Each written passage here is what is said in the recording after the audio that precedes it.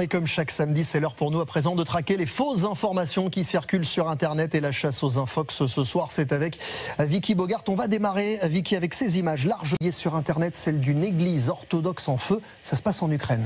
Regardez cette vidéo partagée depuis le mois d'avril sur les réseaux sociaux. Plusieurs publications affirment que ces images ont été filmées dans un village ukrainien dans le sud du pays. L'édifice aurait été incendié cette année par des partisans de l'église ukrainienne, car ce lieu de culte dépendait du patriarcat de Moscou. Il faut savoir qu'en Ukraine, il y a un conflit religieux entre deux églises orthodoxes concurrentes, dont l'une est indépendante et l'autre historiquement rattachée à un patriarche pro-Poutine.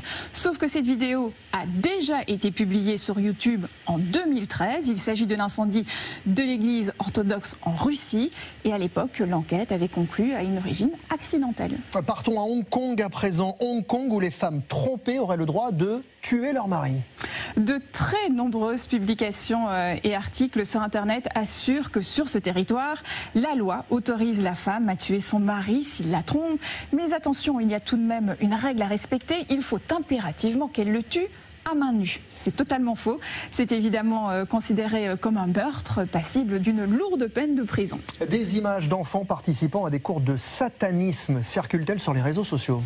Regardez ces images des enfants américains assis en rond dans une bibliothèque, vêtus de cape ou encore écoutant une histoire racontée par un personnage très étrange.